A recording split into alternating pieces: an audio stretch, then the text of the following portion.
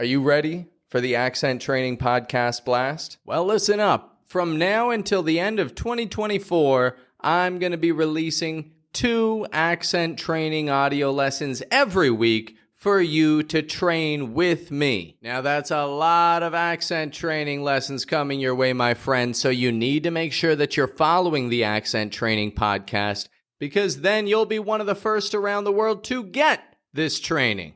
So if you haven't already, hit follow now and enjoy another accent training lesson, my friend. Welcome, ladies and gentlemen, to the Accent Training Podcast, a podcast where you train the sounds and words and speech patterns that Americans listen for. My name is Pat. I'm your personal American accent coach, and I've got quite a simple episode today, nothing too complex. We're gonna practice that sound I that we've been training lately. I. And we're going to put it into a few idioms. As a reminder, to get that sound crystal clear, you start out with your jaw open. Your tongue is high in the back, low in the front. That gives us the sound ah, ah.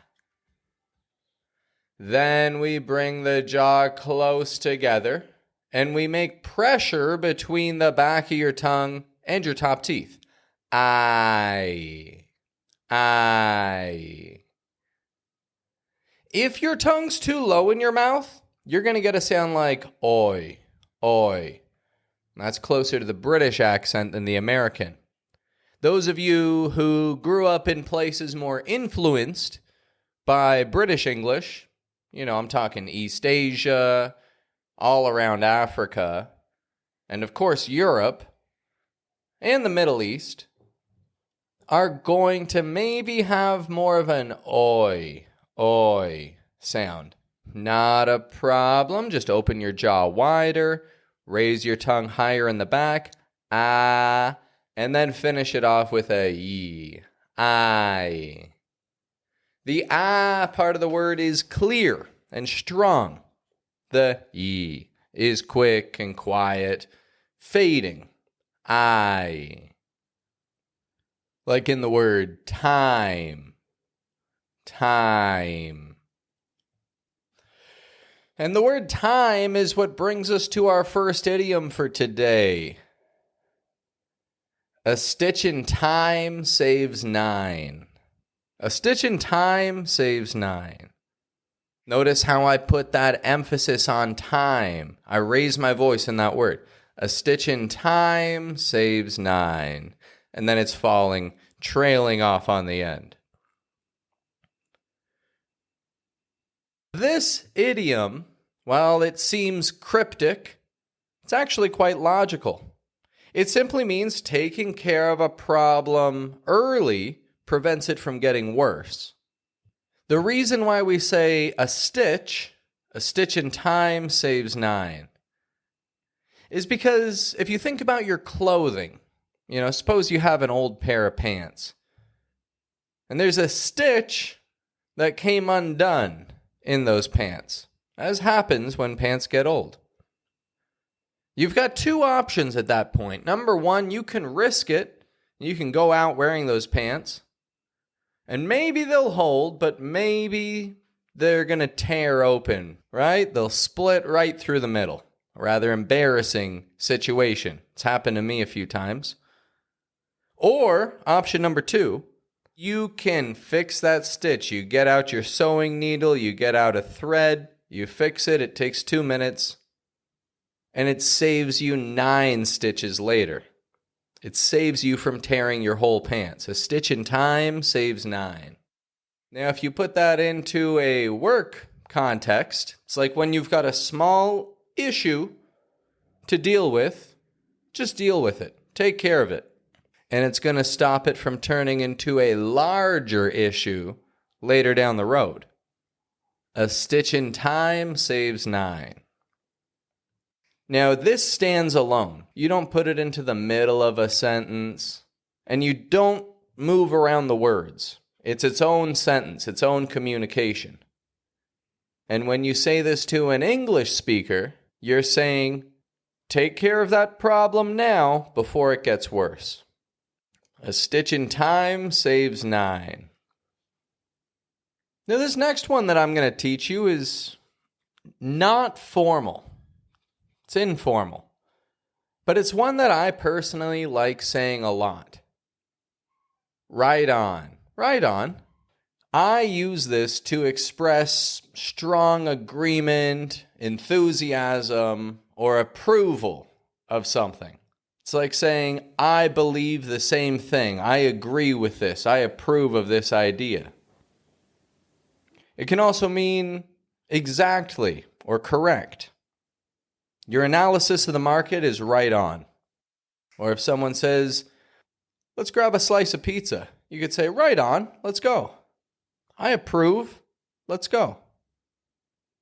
Or if you're told, management approved your plans, right on, that's just what I wanted to hear. Use this mostly when you're very enthusiastic about something. Right on. Get the right strong. Right on. And then the on fading.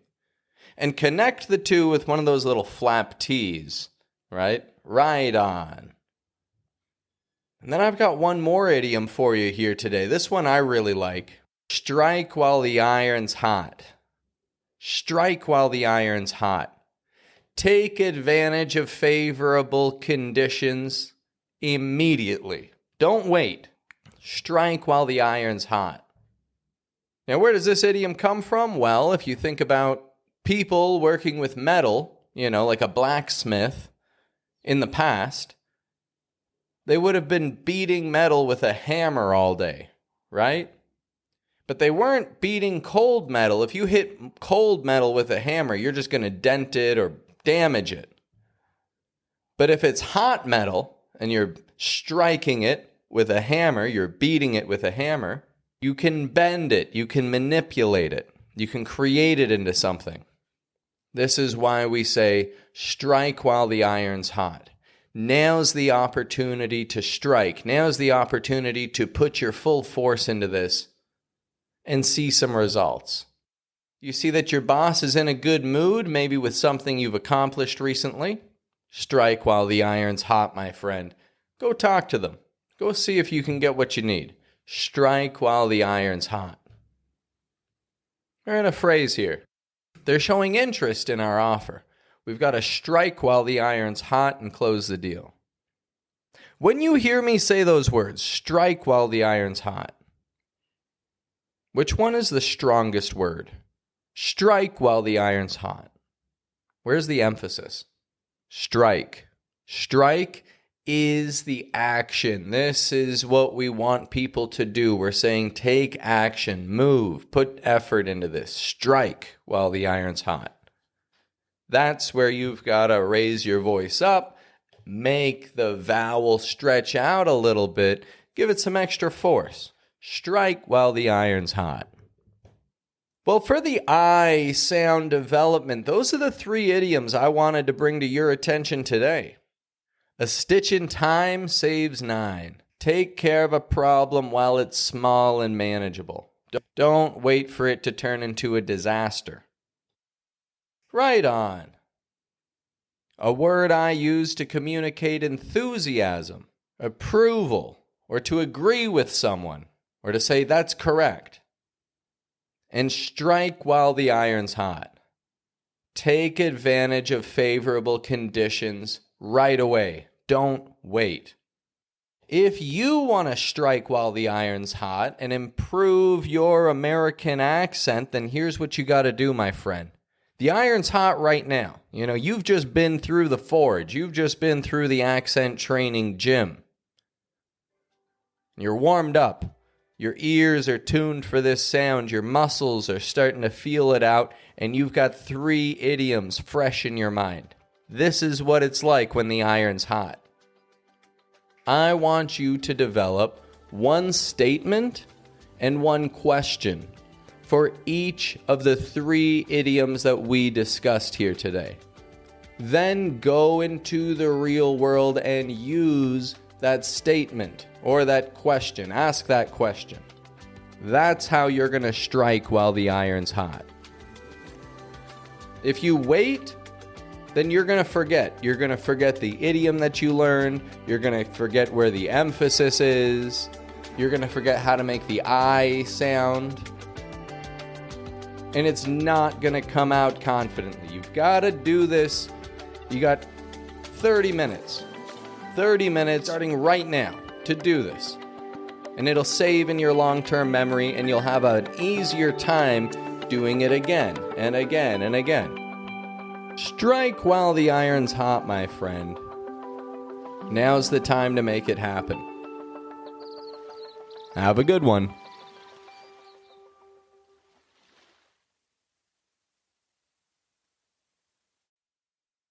Hey guys, looks like you made it all the way to the end of the lesson. You are the true 1%ers of accent training. Look, I know 1%ers who can make it halfway through a lesson, but making it all the way through, you guys are the best. And so I'd like to ask you specifically a question. Is it a priority for you to express yourself in English just as clearly and confidently as you do in your native language? Well, my friend, you're in luck. I have positions available for accent training, and I'm looking for the 1%ers who want to train hard to develop their English speaking for key professional interactions and networking. Now, you're thinking, I really want to train with this guy, and so I need to connect with you. Down below, there's a description box on this podcast episode. There's a link in it that says, Coach with me one-on-one. If you fill out the application there and I see that I can help you, my team will reach out to you in the next 24 hours. You can tell me what you need help with, what your goals are, and we're going to crush it together, my friend. I would love to see you get to the next level professionally. I know that you want the same thing, and I'd love to go with you on that journey. So right now, if you want to partner up with me, if you want to team up with me and go to the next level, I want you to go to the description box below right now, click on the link, fill out your information, and we'll talk to you in the next 24 hours. Let's do this.